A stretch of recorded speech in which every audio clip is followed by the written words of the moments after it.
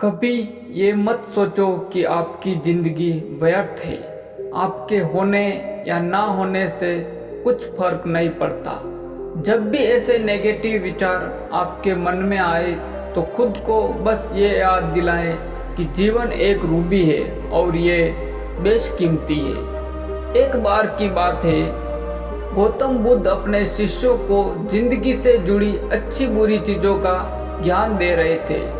सभी शिष्य उनकी बातों को बहुत ध्यान से सुन रहे थे। उन सभी में एक शिष्य ऐसा था जिसे प्रश्न पूछने की बहुत आदत थी। वो उठकर गौतम बुद्ध के पास गया और उनसे बोला, आप हमें जिंदगी के बारे में जो कुछ सिखा रहे हैं उस सब का क्या फायदा, क्योंकि हम में से बहुत से बच्चों को ये भी नहीं पता कि हमारे जीवन का मूल्य क्या है और ये जीवन हमारे लिए कितना कीमती है। पहले आप हमें ये बताइए कि इस जीवन का मूल्य क्या है। अपने शिष्य की बात सुनकर गौतम बुद्ध अपने कक्ष में गए और एक चमकता हुआ पत्थर का टुकड़ा लेकर आए। वो टुकड़ा उन्होंने अपने शिष्य को दिया और बोले, मैं तुम्हें इस जीवन का मूल्य तब बताऊंगा जब तुम इस पत्थर का सही मूल्य पता लगा कर आओगे। साथ ही ये ध्यान रखना कि तुम्हें ये पत्थर का टुकड़ा किसी को बेचना नहीं है। गौतम बुद्ध की बात मानकर वो शिष्य बाजार की तरफ चला गया। बाजार में सबसे पहले उसकी नज़र एक फल बेचने वाले पर पड़ी और उसने वो पत्थर उस फल वाले को दिखाया और बोला, इस पत्थर के बदले आप मुझे कितने फल दे सकते हो। फल वाला बोला, ये पत्थर कुछ खास तो नहीं है, लेकिन फिर भी इसके बदले मैं तुम्हें 10 केले दे सकता हूँ। वो शिष्य उस पत्थर को लेकर आगे चला गया। फिर उसे एक सब्जी वाला मिला। शिष्य ने उस सब्जी वाले से उस पत्थर की कीमत पूछी। सब्जी वाले ने उस पत्थर को ध्यान से देखा और बोला, इस पत्थर की कीमत के बदले मैं तुम्हें ज्यादा से ज्यादा 1 बोरी भरकर सब्जियां दे सकता हूँ। इसके बाद वो शिष्य उस पत्थर को लेकर एक सोने के व्यापारी के पास गया। उस पत्थर के टुकड़े की चमक देखते ही उस सुनार ने उसकी कीमत 100 सोने के सिक्के लगाई।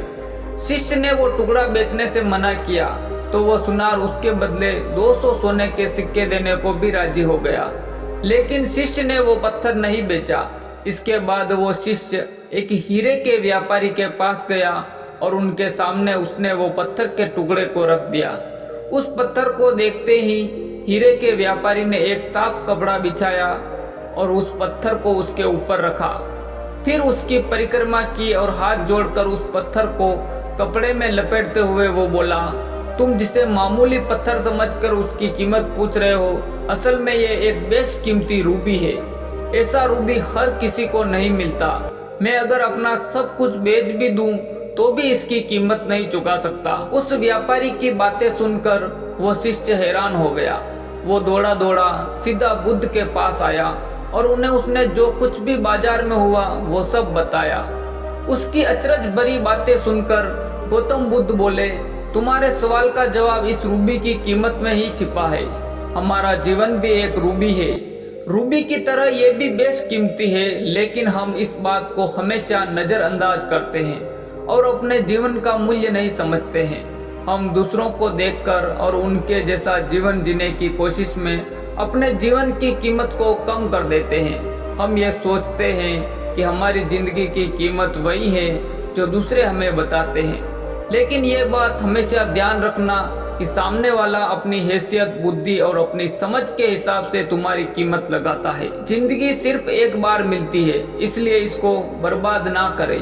अपनी जिंदगी को उतना ही कीमती समझे जितना कीमती आप अपने बैंक में रखे रुपयों को समझते हैं। आज के समय में लोग अपनी जिंदगी से ज्यादा कीमती प्यार, पैसा और दिखावे से भरी चीजों को समझते हैं।